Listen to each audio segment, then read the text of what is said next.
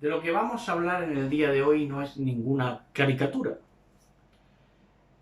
Es una verdad que hay que presentar y que va a ser muy conveniente exponer de una vez por todas, se podría decir, aunque nosotros ya hemos hablado sobre esto, pero vamos a dar lo más vehemente posible esta explicación, lo más vehemente y lo más elocuentemente posible esta explicación.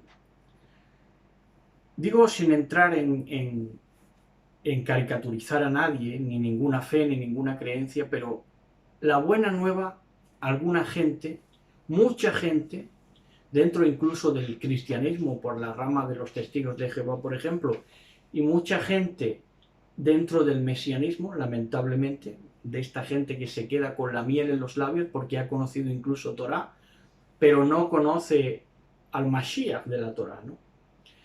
Entonces, para esta gente, sin entrar, como digo, en caricaturizarles, para ellos la buena nueva es esta, dos puntos. Hay un padre y un hijo. El padre nunca se presenta, nunca está presente, y como decía aquel, ni está ni se le espera al padre. Además, este padre es apenas nombrable, porque muchos se refieren a él como Hashem o utilizan sustitutos o epítetos que no lo nombran, cuando precisamente el nombre que él da de desvelación a Moshe en la zarza es Ejie Asher Ejie, y Asher connota sexo masculino. Yo seré lo que se, no dice yo seré lo que seré, sino yo seré el que seré, ¿no? Entonces habla de una masculinidad. Por tanto, ahí ya empieza a haber concreción, pero mucha gente, luego hay otra gente que cree lo mismo, pero con el nombre de Yahweh o con el nombre de Jehová, ¿no? Pero hay mucha gente, y esto es, diría yo, más coherente con esta clase de pensar a Elohim, de pensar al Padre, pues es más coherente porque un Elohim o un Padre que nunca está presente, que apenas es nombrable, como Hashem, que es inconcreto, indefinido, ambiguo e incognoscible, pues calza más que tenga un nombre que, digamos, está vacante. Hashem, el nombre. Hashem, el nombre. Entonces esto es más coherente. Es menos coherente, como digo, una persona que crea que tiene un nombre concreto, como Yahweh, y sin embargo crea en lo mismo, que nunca está presente este Padre, que apenas es nombrable, o que tienes que tener cuidado y que tienes que invocarlo justo como te digan ellos, con el tono y todo, que es inconcreto, que a eso vamos, que es indefinido y que es ambiguo. ¿Mm? En esto coinciden todos, los de Yahweh y los de Hashem. Creen en un Padre, o muchos de los que creen en la fe mesiánica, coinciden en esto, ¿no? En un Padre nunca presente, inconcreto, indefinido, ambiguo, incognoscible. Y este Padre tiene un hijo. Y este hijo que se revela, que se desvela, mejor dicho, si está presente, si es reconocible, si es nombrable, Yahshua HaMashiach, si es concreto, si es definido y si es cognoscible, es decir, que se puede conocer. Para esta gente que cree en este Padre y este Hijo tan, digamos, polarizados en sus diferencias, si se dan cuenta, porque uno se mueve en la ambigüedad y la indefinición y otro se mueve en la definición más exacta y encarnizada, nunca mejor dicho. Entonces, los que creen en este Padre y este Hijo que hemos presentado, digo, tan dispares entre sí, creen que la redención es completada ya en el tiempo de la llegada del Mashiach a la tierra, por lo que se da a entender la segunda venida, que la redención es completada teniendo muy en cuenta un malentendido de 1 de Corintios 15, 28, que dice así. Dice, o lo leemos desde el 27 si quieren. Dice, porque ha sometido todas las cosas bajo sus pies, el Hijo del Padre. Mas cuando dice que todo está sometido, es evidente que se excluye a aquel que ha sometido a él todas las cosas. Esto sería el Padre al Hijo. Cuando hayan sido sometidas a él todas las cosas, es decir, todas las cosas hayan sido sometidas a Yahshua HaMashiach, el Hijo, entonces también el Hijo se someterá a aquel, sería el Padre, que ha sometido a él todas las cosas, para que Elohim sea todo en todos. Pero entonces, si esto es así, utilizando estas palabras, sobre todo esta palabra de sometimiento, pues entonces no tiene sentido que diga, ¿para qué? Para que Elohim sea todo en todos. No tiene el mejor sentido, porque no habla de que todos quedan en una ejad, en una igualdad, sino que el Hijo y sus potestades del Hijo quedan sometidas a un tercer poder, que es el Padre. Entonces no tiene sentido que diga que para que Elohim sea todo en todos, porque entonces nunca sería Elohim todo en todos. Sería, digamos, un Elohim mayor, el Padre, y un Elohim menor, el Hijo, que esa doctrina del Elohim mayor, de Yahweh mayor y Yahweh menor, es mesiánica también. Eso está popularizado también, una doctrina mesiánica. Entonces, pero digo que sería contraproducente y no tendría el menor sentido que diga luego que para que Elohim sea todo en todos, porque no sería todo en todos. Sería en unos un parcial y en otros un completo, se podría decir, ¿no? Entonces, el verbo aquí, o más bien la palabra, perdón, sí, cuando dice someterá, no dice, la palabra que utiliza aquí, no la entenderemos nunca, este verso, si entendemos la palabra someterá. Dice, cuando hayan sido sometidas a él todas las cosas, no dice así. Dice, en muchas versiones, sujetará, que es muy diferente. Entonces, si leemos este pasaje como sujetará, diría así, porque ha sujetado todas las cosas bajo sus pies. Mas cuando dice que todo le está sujetado, es evidente que se excluye aquel que ha sujetado a él todas las cosas, que es Elohim en su plan omnisciente. Cuando hayan sido sometidas a él todas las cosas, cuando hayan sido sujetadas a él todas las cosas, entonces también el Hijo se sujetará a aquel que ha sometido a él todas las cosas para que Elohim sea todo en todos. Esto sí tiene más sentido, porque sujetará, ya es diferente a someterse, porque sujetarse es más bien en el sentido de acoplarse, se acopla, ¿para qué? Para que Elohim sea todo en todos. Y sometimiento nos hablaría de un poder más grande que otro, implicaría. Entonces, el término correcto, la palabra correcta para entender 1 Corintios 15, 28 es sujetará.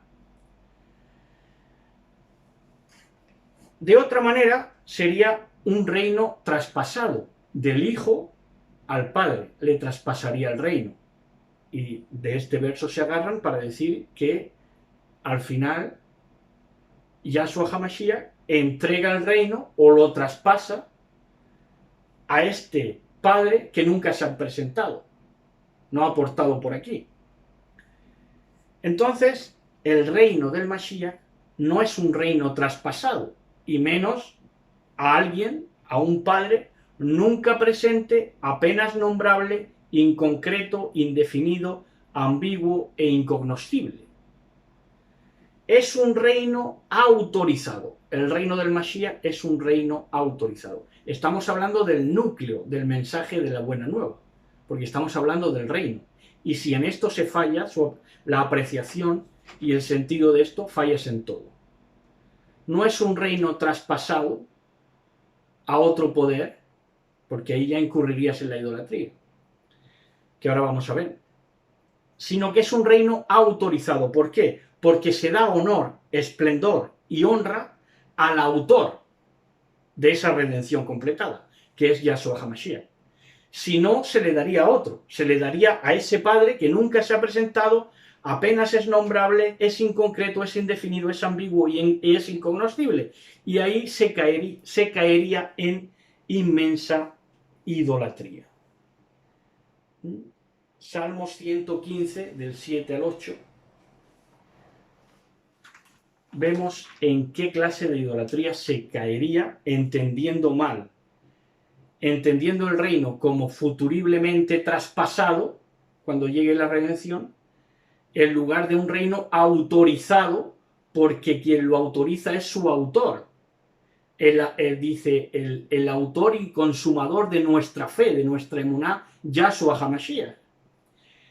Entonces dice en el 115, desde el 5 podemos leer, dice, estos ídolos, este padre también es un ídolo, porque nunca se presenta, apenas es nombrable, es inconcreto, es indefinido, es ambiguo, es incognoscible y aparte de todo esto quiere que el reino sea traspasado a él cuando él no ha aportado por aquí, ni se le ha conocido.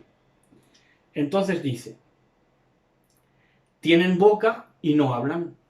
Tiene boca, pero es inconcreto, indefinido.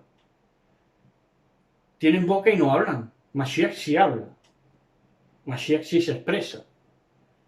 Pero este es un Hashem, por eso calza también con el judaísmo, porque es un Hashem místico. Lo místico se queda en emanaciones, las famosas emanaciones de la Cábala, y todo esto es puro misticismo.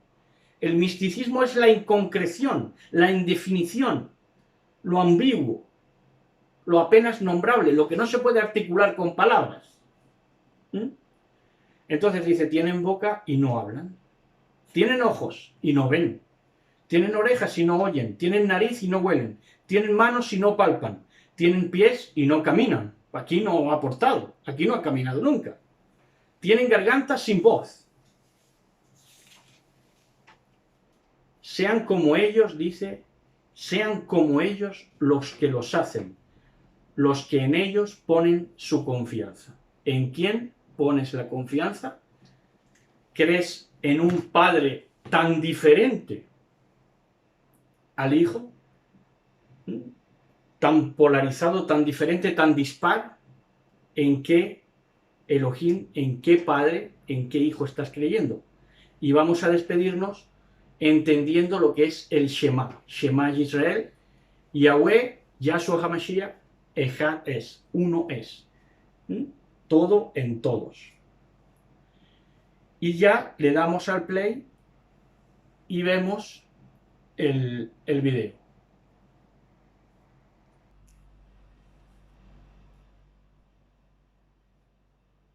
Se vea como algo a lo que nunca tendremos acceso y siempre quedará ahí en la indefinición, en el limbo, en la ambigüedad, como quieran llamarle, ahí tiene lugar ese Dios judío deforme que, como vemos, es antagónico a nuestro Mashiach. Y ellos escuchan lo que escuchan cuando se les llama al Shema. Se le dice Shema Yisrael y ellos entienden. Escuchemos solo los israelitas. Devuélvannos la piruleta que nos la han quitado de la Torá, la piruleta de ese Dios indefinido, deforme, siempre vacante, cambiable y usurpable en todos los sentidos, que es misterioso, indefinido y ambiguo. Y devuélvannos la piruleta. Bueno, pues ya tienen su piruleta, ya tienen su ya le llevamos de vuelta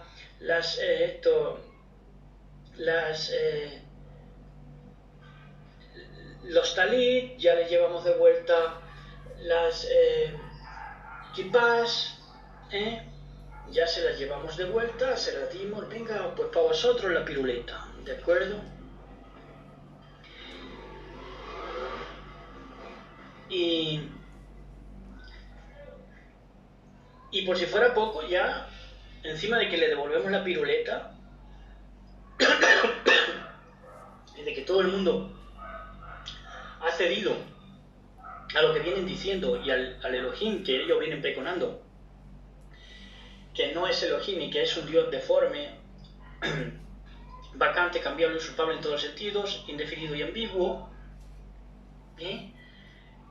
encima ya las supuestas raíces hebreas nos han desahuciado, y con ese desahucio no nos preguntamos nosotros dónde hemos ido a parar nosotros, sino dónde han ido a parar todas las raíces hebreas, de no darnos voz en los ministerios, en las predicaciones que se cuelgan, por ejemplo, en páginas mesiánicas o de raíces hebreas.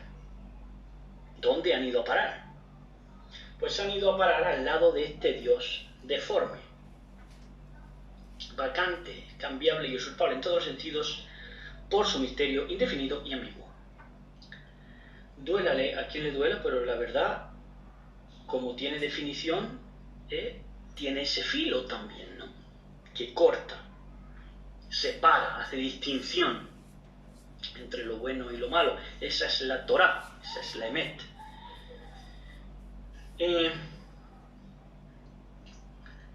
Ese Hashem, ese Hashem judío, el Dios judío que nos han vendido, indefinido, esa masa, esa amalgama, que es antagónica y no responde, por supuesto, al Todopoderoso, Elohim Sebaot, ese Hashem sin definición ni nombre,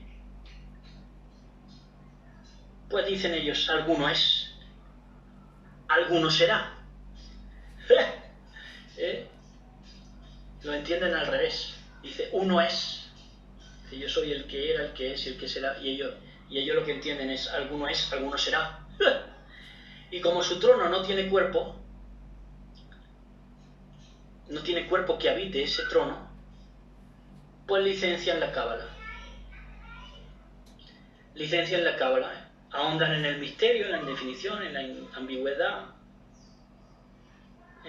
en lo vacante, que ellos consideran vacante, en lo usurpable en definitiva, en la deformidad de esa masa indefinida que tienen ellos por Dios. Y ahí pues toda suplantación cabe. Ellos lo que te están diciendo, con ese Dios que suplanta, ese Dios falso, ese verdadero anti-Mashiach, están diciendo que vuelva en teoría el empirismo, es decir, que lo demostrable, lo constatado, lo que se demuestra, lo supremo, lo demostrado, se vuelva teoría. Y lo que se demuestre sea lo indemostrable, como están haciendo ellos, con alquimias verbales.